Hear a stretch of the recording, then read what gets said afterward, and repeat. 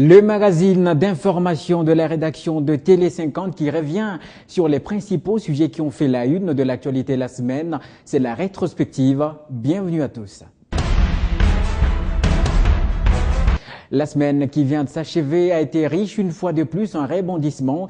Il y a eu d'abord le énième désaveu du Rwanda par un de ses soutiens occidentaux. La Suède, celle-ci, a coupé son aide à l'instar des autres pays qui l'ont fait avant elle. Il y a également eu la condamnation ferme de Stephen Rapp, diplomate américain, des actes de violence perpétrés par le M23 dans l'est de la RDC. Et enfin, la réunion à Goma des experts des 7 États membres de la CIRGL réunis pour peaufiner les mécanismes des mises sur pied et de l'opérationnalisation de la force neutre internationale à déployer à la frontière entre le Rwanda et la RDC. Autant de sujets que je vous laisse redécouvrir.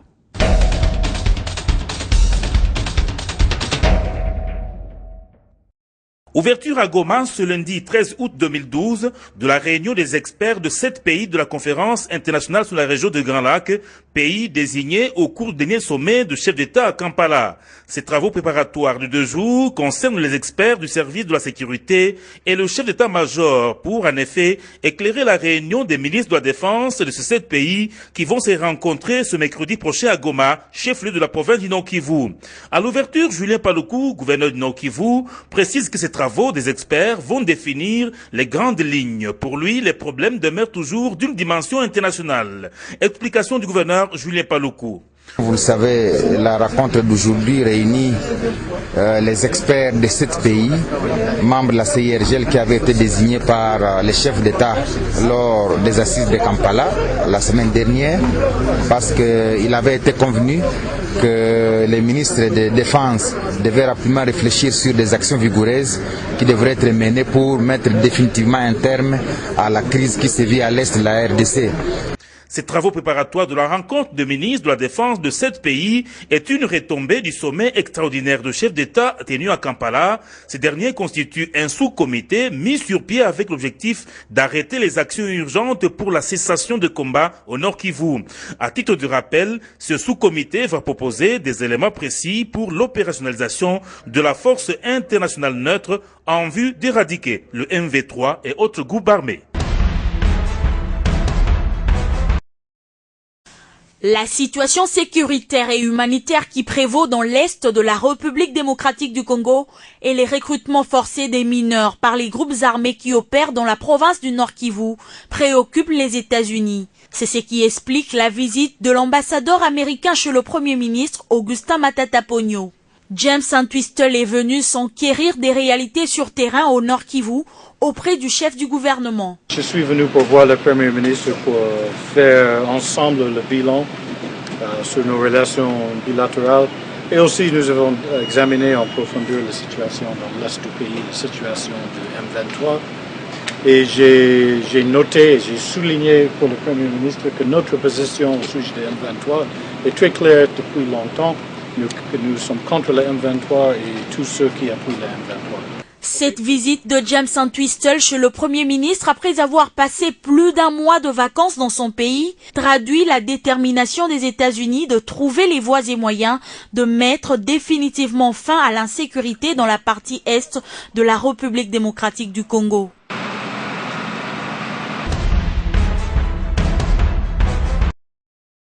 Visiblement, le M23 n'a bonne presse, ni dans l'opinion congolaise, ni dans l'opinion internationale. Et tous ceux qui soutiennent cette rébellion qui terrorise des populations dans l'est de la RDC sont sanctionnés. C'est le cas du Rwanda, montré du doigt accusateur par Kinshasa, mais aussi l'ONU.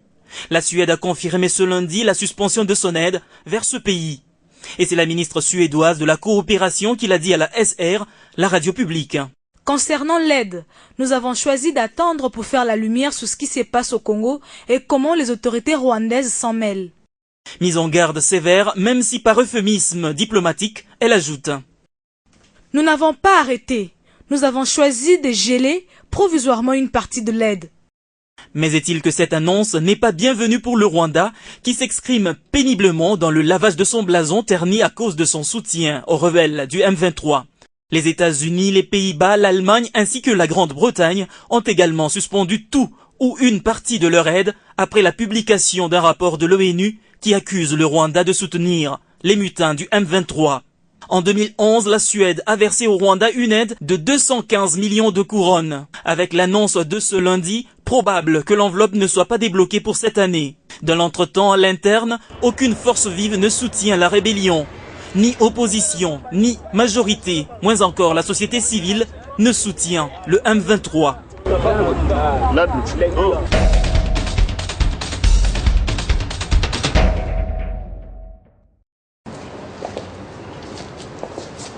Le chef de la diplomatie congolaise et ses hôtes ont eu un fructueux échange de vues sur la participation de la population congolaise à travers la société civile à la recherche d'une solution durable en rapport avec l'insécurité dans l'est du pays.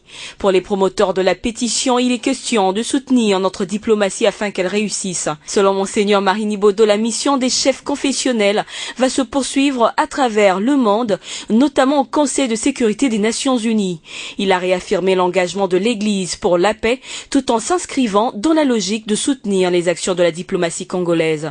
Nous avons pris certaines dispositions pour essayer d'élargir notre assiette afin de présenter, de parler, d'exprimer ce que nous avons ressenti.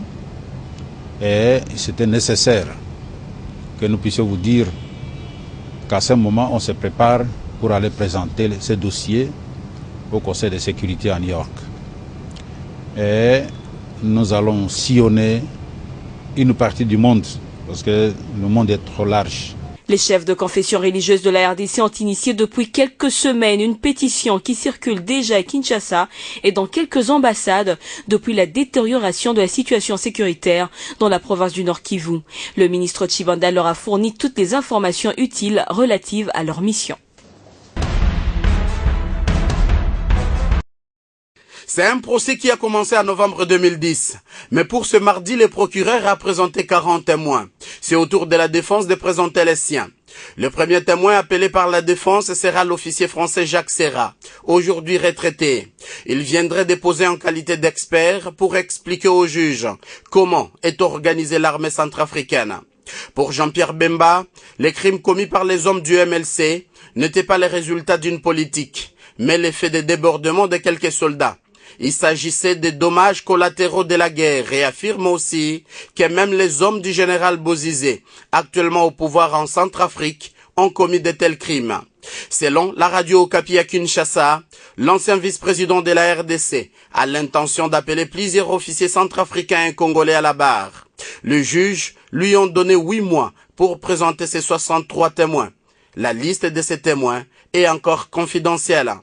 Mais pour ce mardi, Jean-Pierre Bemba devrait lui-même se présenter à la barre pour donner sa version des événements survenus il y a 10 ans, selon des sources judiciaires. Ce dernier est poursuivi pour crimes contre l'humanité et crimes de guerre commis en Centrafrique en 2002 et 2003.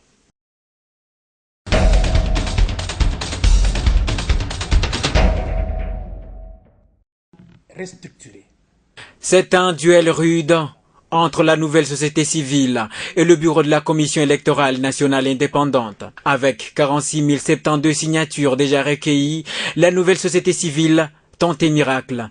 Celui de forcer le membre du bureau de la CENI à démissionner ou encore à la déchéance qui doit être décidée par l'Assemblée nationale. Jonas Tchombela, président de cette structure, accuse la CENI d'avoir mal organisé les élections du 28 novembre dernier et de s'être plongé dans une cacophonie totale. On devait orienter notre action vers l'organe qui organise les élections. Après évaluation, l'option était prise à ce que nous puissions demander l'audit, l'évaluation de cette commission électorale et demander même la démission de cette commission électorale au regard des dégâts qui ont été enregistrés lors de l'organisation des élections. Interrogé par le journal Le Pouvoir, Jacques Njoli, vice-président de la CENI, qualifie ses propos de coup d'état civil et souligne ne pas reconnaître la légitimité de Jonas Tchombela en tant que président de la nouvelle société civile. Côté population, le moment est mal choisi par la nouvelle société civile, car il y a déjà un certain nombre de résolutions initiées par l'Assemblée nationale recommandant la restructuration du bureau de la CENI et non la déchéance. Le moment est mal choisi parce que cette requête avait déjà été déposée au niveau du Parlement.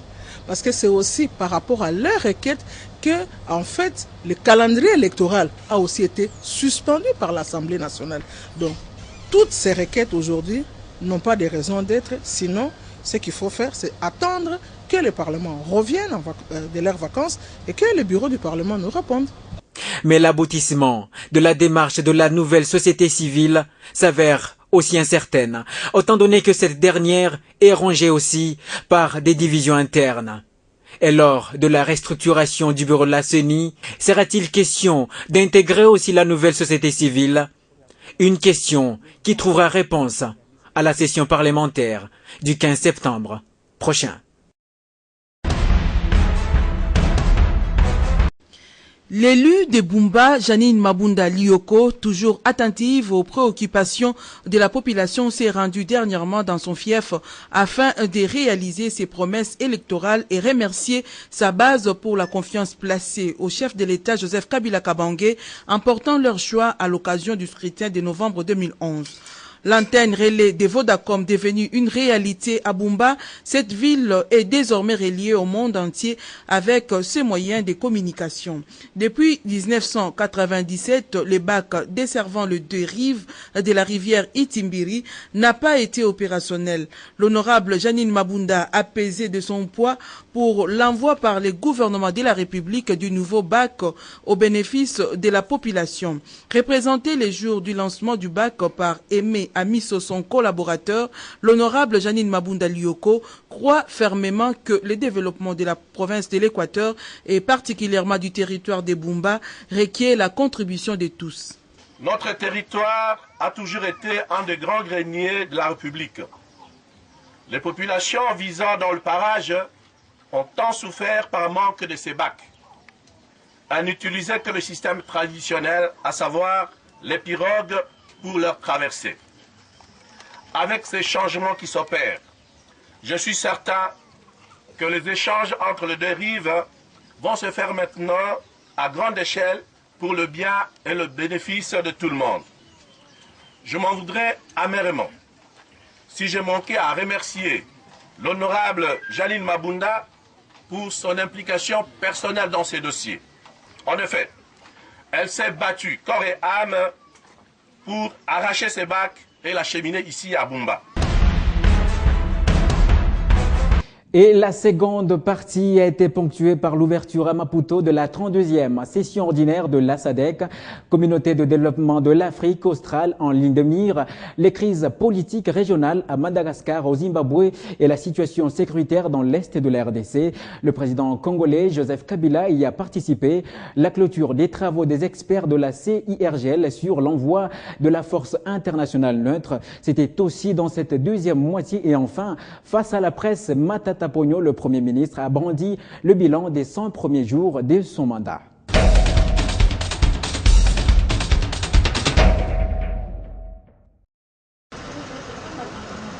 L'une des problématiques que connaissent en commun la République démocratique du Congo et la République centrafricaine aux frontières entre ces deux pays, c'est celle des éleveurs nomades dits Mbororo et la rébellion ougandaise de la LRA. C'est pour répondre positivement en ce qui concerne ces problématiques, comme tant d'autres, que le ministre centrafricain de la Sécurité publique, Migration et Immigration a effectué le déplacement de Kinshasa. À Kinshasa, où il a signé un accord de partenariat avec la RDC pour la gestion de la frontière commune, longue de 1577 km. Vous savez, il y a des problèmes de sécurité entre nos frontières, surtout que nous partageons les mêmes frontières, donc nous partageons les mêmes problèmes. C'est beaucoup plus sur l'aspect sécuritaire. Les forces négatives nous menacent de tous côtés. Il faudrait bien qu'on se serre les coudes pour faire face à cela. Le ministre de Bangui s'est entretenu avec le DG de la Direction générale des migrations, François Béa Kassonga, avant une visite guidée et enrichissante dans les installations de la DGM. Une visite impressionnante selon ses propres mots. Le ministre centrafricain s'est par la suite entretenu avec son homologue congolais, Richard Mouyège. Tout ceci pour mener à bien la gestion des frontières entre son pays et la RDC. Le ministre centrafricain tient formellement à ce que les deux peuples voisins et frères, centrafricains et congolais, se serrent les coudes pour mettre hors d'état de nuire leurs ennemis communs, notamment les éléments de la LRA, une rébellion ougandaise.